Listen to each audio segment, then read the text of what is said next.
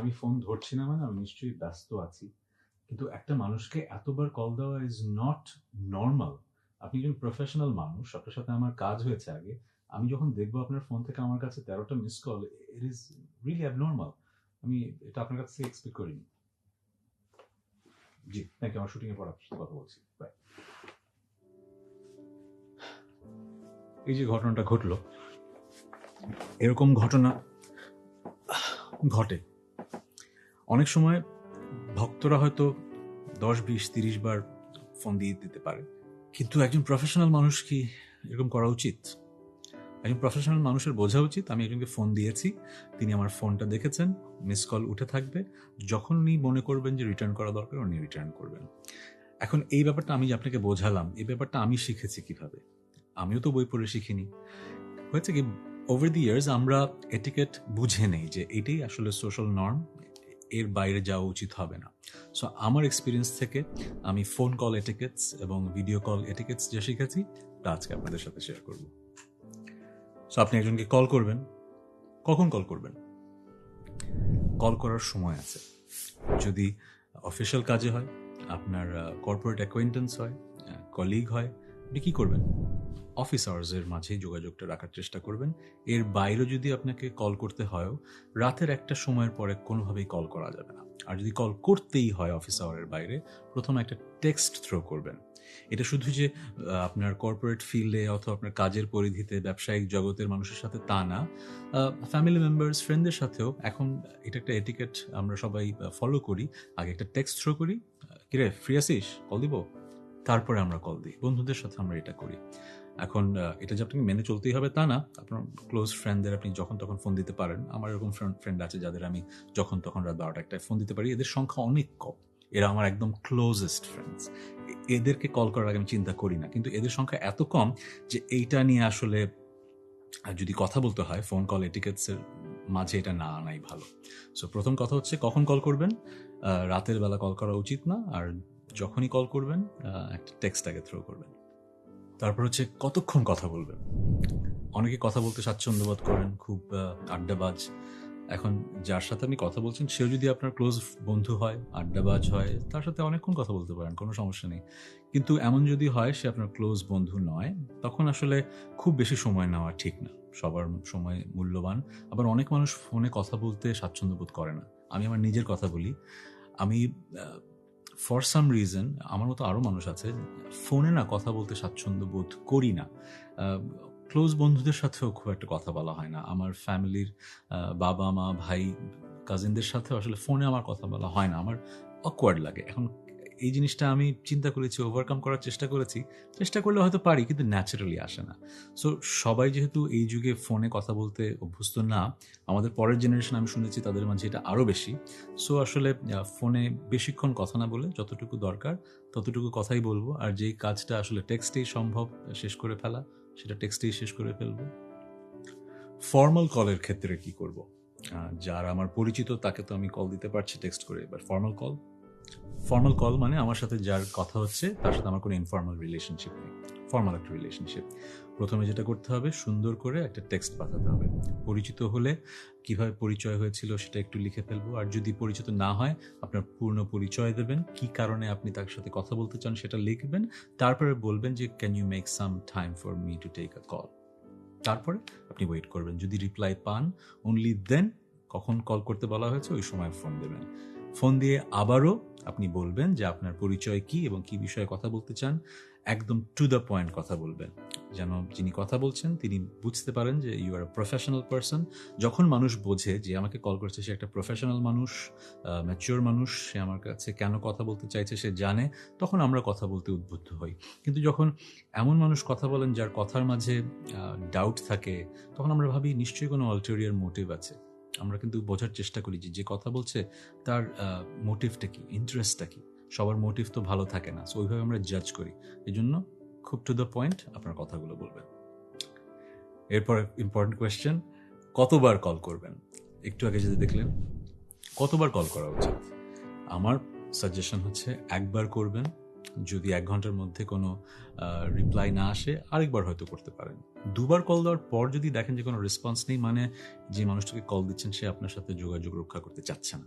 আর কেউ যদি কল কেটেই দেয়, সেকেন্ড বার কল করার প্রয়োজন নেই। কিন্তু এমন যদি হয় মানুষটার কাছে আপনি কিছু টাকা পান, আপনি টাকা ধার দিয়েছিলেন, তখন কি করবেন? তখন আপনি যত ইচ্ছা আবার ফোন দিয়ে তাকে বিরক্ত করতে পারেন, এটা আপনার উপর। আপনি তার জীবনটা দুর্বিষহ করে ফেলতে পারেন। কিন্তু আমি আমার নিজের মেন্টাল পিসের কথা চিন্তা করে আমি দেখেছি যে আমি আসলে বেশি বেশি কল দিয়ে আসলে হয়তো টাকাটা উদ্ধার করতে পারছি না। সো আমি একটা সময় থেমে যাই। আমি বুঝে নেই যে আসলে এই মানুষটাকে পার্সু করা আসলে সময়ের অপচয়। এটা আপনার উপরে ছেড়ে দিলাম, আমি আমারটা বললাম। আর কিভাবে কথা বলবেন?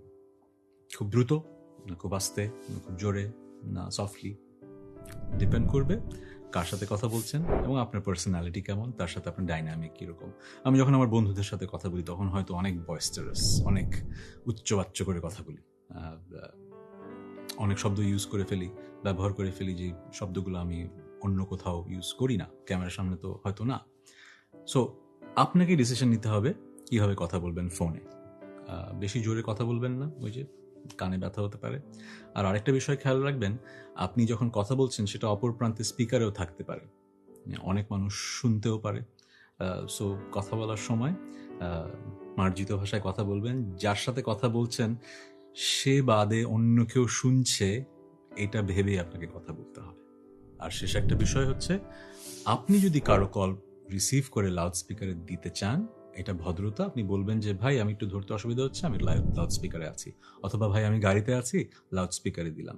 এখন আপনার সাথে কে আছে সেটা বলতে হতেও পারে, নাও হতে পারে, but at least you disclosed the fact যে আপনি একা শুনছেন না, এটা লাউড স্পিকারে আছে। এবার আসুন অনলাইন মিটিং বা ভিডিও কল নিয়ে কিছু কথা বলি। প্রথম মনে রাখতে হবে, মিটিংয়ের টাইমটা হতে হবে অফিস আওয়ার্সে।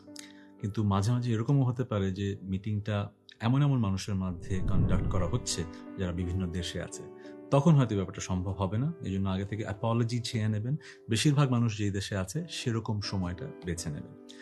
এখানে একটা ব্যাপার আমার বলতেই হবে, আমাদের দেশে এরকম ঘটনা ঘটেছে যে বিদেশি একজন গেস্টকে আমরা ইনভাইট করেছি, কিন্তু টাইম ডিফারেন্সটা হয়তো আমাদের জানা ছিল না। সে কারণে বিদেশি গেস্ট হয়তো ওই লাইভ অনলাইন মিটিংয়ে ওয়েট করেছেন, যেটা আসলে খুবই আনপ্রফেশনাল ছিল।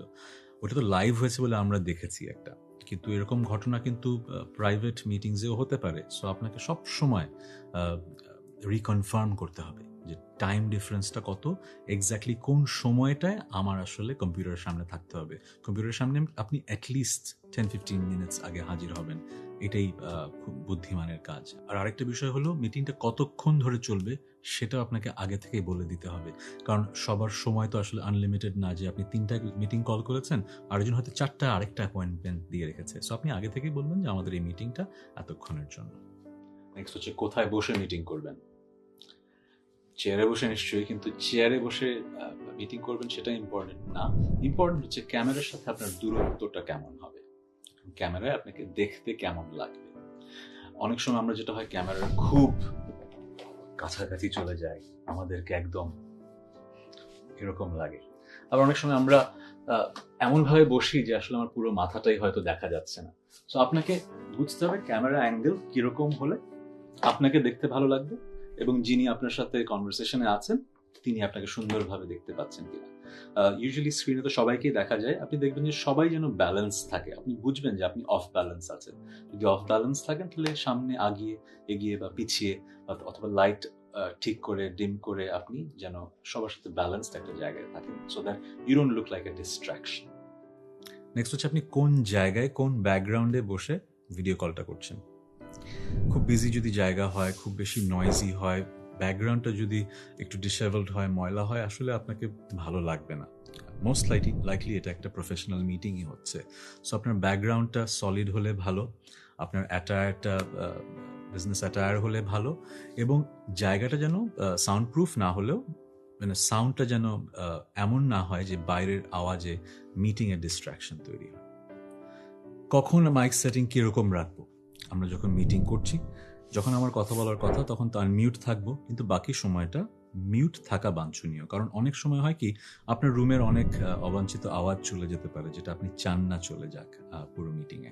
সো আপনার মিউট থাকা বাঞ্ছনীয়। যখন কথা বলবেন, কথা বলা শুরু করার আগে আনমিউটটা করে নিতে হবে, সেটা ভুললেও চলবে না। এমন ও আচ্ছা, সো এই ভুলটা করা যাবে না। বুঝতে হবে কখন আনমিউট থাকতে হবে, কখন মিউট করতে হবে, কখন কথা বলবো আর কখন কথা বলবো না। যখন মিটিংয়ে অন্য মানুষ কথা বলছে তখন ইন্টারাপ্ট করব না। অনলাইন মিটিং রুমগুলোতে টুল আছে অনেক রকমের। একটা হ্যান্ড রেইজ টুল থাকে, আপনি যদি এটা ক্লিক করে রাখেন মানে আপনি কিছু বলতে আগ্রহী। যিনি মিটিংটা মডারেট করছেন নিশ্চয়ই আপনাকে ফ্লোর দেবেন। সো যতক্ষণ না পর্যন্ত অন্য মানুষের কথা শেষ হচ্ছে এবং আপনি ফ্লোরটা পাচ্ছেন, be graceful and wait for your time to come. So এই ছিল অনলাইন এবং টেলিফোন কল এটিকেটস নিয়ে কিছু কথা। একদম যে এক্সস্টিভ ছিল আমি বলবো না, এর বাইরেও আরও হয়তো ইম্পর্টেন্ট কথা আছে যেটা আজকে কভার করতে পারিনি। এতে এই লেকচারটা শোনার পর আমি যেটা এক্সপেক্ট করব, আপনি এই বিষয়টা নিয়ে একটু ভাববেন এবং ফোন কল এবং ভিডিও কলটাকে আর একটু প্রফেশনালি অ্যাপ্রোচ করবেন। তাহলে আসলে এই লেকচারটা আপনার জন্য আসলে লং টার্মে কাজে লাগবে। Thank you.